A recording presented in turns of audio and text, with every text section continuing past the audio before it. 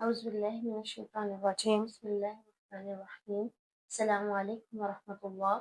آج ہم سورہ نشرح کو تجوید کے ساتھ پڑھیں گے، اور اس سورہ میں آپ نوٹ کریں گے کہ یہاں پر گرین کلر حروف کو زیادہ دیا ہوا ہے۔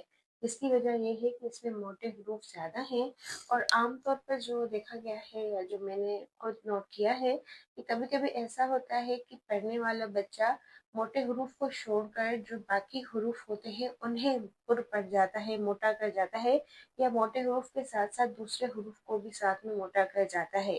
ہو سکتا ہے کہ یہ بے دھیانی کی وجہ سے ہو یا صحیح پریکٹس نہ کرنے کی وجہ سے ہو۔ تو اس لیے یہاں پر میں پڑھانے سے پہلے آپ کو یہ ضرور کہوں گی کہ آپ نوٹ کیجیے گا کہ آپ کون سے حروف موٹے پڑھ رہے ہیں، کہاں پر آپ نے حروف کو موٹا کرنا ہے اور کہاں پر نہیں، ٹھیک ہے؟ تو جو بھی گرین کلر والے حروف ہیں آپ نے صرف ان کو موٹا پڑھنا ہے، ان کے علاوہ باقی حروف کو نہیں۔ میرے ساتھ پڑھتے جائیے گا یا میرے بات ضرور پڑھیے گا۔ حمزہ زبر اے، لام میم زبر لم، علم۔ یہاں پر ہم میم پر غنہ نہیں کریں گے کیونکہ میم کے بعد حرف با نہیں آیا ہے۔ جب بھی ہمیں میم کے بعد حرف با ملے تب ہم وہاں پر میم پر گنگناتے ہیں، گنگناہٹ کرتے ہیں۔ یہاں پر ہم میم کو جس طرح میم پڑھی جاتی ہے ویسے ہی پڑھیں گے۔ علم، علم۔ نون شین زبر نش، نش۔ روح زبر روح، رو کو پر پڑھنا ہے۔ علم نشرح، شین یا ہا کو پر نہیں پڑھنا۔ علم نشرح۔ لام زبر لے، کاف زبر کے، لک۔ صاد دال زبر صد، صد۔ دال پر بلو کلر اس لیے دیا گیا ہے تاکہ ہم یہاں پر جھٹکا دیں، کیونکہ قطب جدن میں سے کوئی بھی اگر حرف آئے اور اس پر جزم ہو تو ہم جھٹکا دے کر پڑھتے ہیں۔ تو صاد دال زبر صد، رو زبر رو، صد رو۔ کاف زبر کا، صد رو کا، صد رک۔ علم نشرح لک صدرک، علم نشرح لک صدرک۔ یہاں پر آپ نوٹ کریں گے کہ جب ہم کاف پر رکیں اور کاف پر جزم آ جائے وقف لینے کی صورت میں تو وہاں پر ہم ہلکا سے جھٹکا دیں گے، صدرک۔ اور یہ صرف کاف کے ساتھ ہوتا ہے اور قطب جدن کے جو 5 حروف ہیں ان کے ساتھ، باقی ان کے علاوہ کسی حرف کے ساتھ نہیں، کیونکہ کاف میں ایک صفت پائی جاتی ہے، ایک خوبی ہوتی ہے کہ اس میں شدت ہوتی ہے۔ یہ ہلکا جھٹکے کے ساتھ پڑھا جاتا ہے جب اس پر جزم ہو، جب یہ ساکن ہو جائے۔ تو علم نشرح لک صدرک، رک، صدرک۔ واو زبر و، واو زبر و، ضاد عین زبر و۔ اب یہاں پر واد کو ہمیں وا یا زا یا دال کی طرح نہیں پڑھنا ہے، اس کا اپنا ایک مخرج ہے، اپنا ایک پڑھنے کا طریقہ ہے۔ تو واد عین زبر و، نون الف زبر نا، ووضعنا، عین نون زبر عن۔ یہاں پر ہم نون پر غنہ کریں گے جس کا مطلب یہ ہے کہ گنگناہٹ کی آواز آئے گی، یعنی اخفا ہوگا، کیونکہ نون ساکن کے بعد کاف آ رہا ہے جو کہ نہ حروف حلقی میں سے ہے، نہ یرملون میں سے ہے، نہ حرف با ہے۔ تو اس لیے ہم یہاں پر نون ساکن کے بعد کاف آنے کی صورت میں گنگناہٹ کریں گے۔ عن کا، واو زا زیر وز، رو زبر رو، وز رو، کاف زبر کا، وز رو کا، وزرک۔ ووضعنا عنك وزرک۔ حمزہ لام زبر اللام زبر ل، کیونکہ پچھلی والی آیت میں وزرک کے بعد کاف پر سکون آ گیا، یعنی کاف کی زبر ختم ہو گئی، اس لیے پھر ہم لام کی شد کو کس کے ساتھ پڑھیں، کس زبر یا کس حرکت کے ساتھ؟ تو ہم عارضی طور پر الذی کا جو الف ہے اس پر زبر لگا دیں گے تاکہ لام کی شد کو پڑھا جائے۔ حمزہ لام زبر اللام زبر ل، اللہ، ذال یا مد ذی۔ اب آپ یہاں پر نوٹ کریں گے کہ یا کے اوپر ایک چھوٹی مد آئی ہے جس کا مین ریزن ہے اس کے بعد والا حرف جو حمزہ سے شروع ہو رہا ہے۔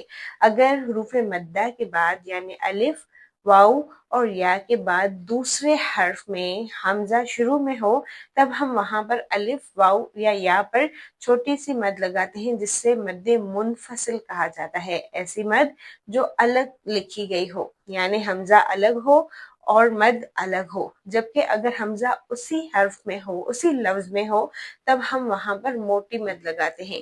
تو اس مد کو ہم 2 سے 4 سیکنڈز کھینچیں گے، الذی، پھر آگے حمزہ نون زبا ان، یہاں پر بھی ہم نون پر گنگناہٹ کریں گے کیونکہ نون کے بعد حرف قوف آ رہا ہے جو نہ حروف حلقی میں سے ہے اور نہ ہی یرملون میں سے اور نہ ہی حرف با ہے۔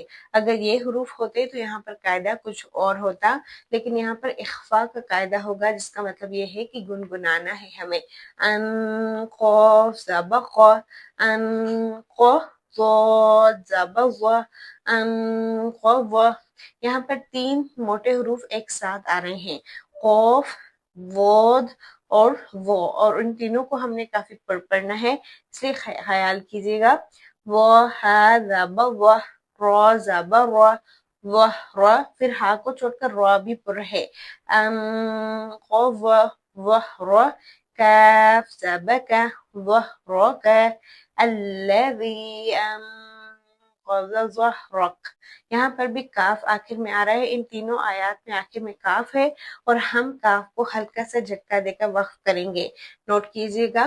ألم نشرح لك صدرك رك ووضعنا عنك وزرك الذي أنقض ظهرك، پھر واو زبا و، را زبا را، ورا، فا عین زبر فع، ورفع، نون الف زبر نا، ورفعنا، لام زبر ل، کاف زبر کا، لک، ذال کاف زیر ذکر، را زبر را۔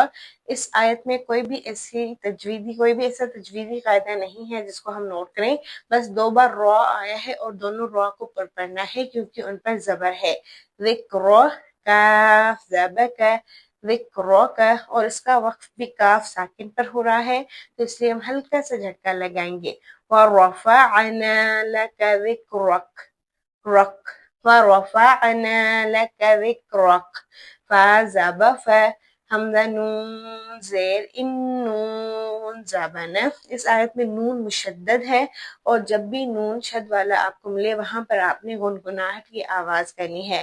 فَإِنَّ، میم زبا ما، عین لام زبا عل، معل، عین سین پیش عس، معل اس، را زیر ری، یہاں پر را کو باریک پڑھنا ہے زیر کی وجہ سے، معل اسری، یا سین پیش یس، را 2 زبر ون، جبکہ یہاں پر را کو پر پڑھنا ہے 2 زبر کی وجہ سے، یا اگر ایک زبر ہوتی تب بھی اس کو ہم پر ہی پڑھتے۔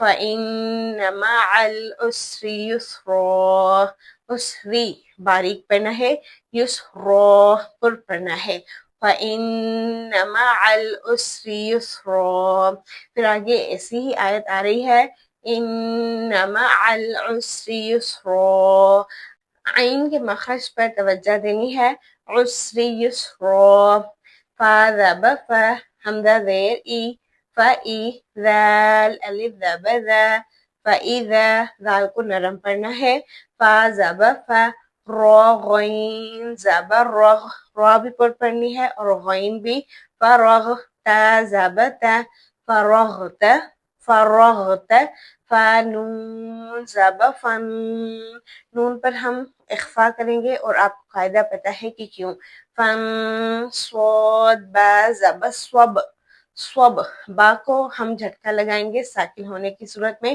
فن صوب، فَإِذَا فَرَغْتَ فَانصَبْ، واو زبا و، حمزہ زیر ای، و ای، لام کھڑا زبر لا، لام کھڑا کیونکہ لام کے اوپر کھڑی حرکت ہے اور کھڑی حرکت کو عموماً 1 یا 2 سیکنڈ کھینچا جاتا ہے تو ہم جلد بازی نہیں کریں گے، وَإِلَى، رَبَا زبر ربا زیر بی، ربی، کاف زبر کا، ربی کا، فا را زبر فر، غین با ربغب، اور یہاں پر بھی ہم با پر جھٹکا لگائیں گے، فرغب وَإِلَى رَبِّكَ فَارْغَب۔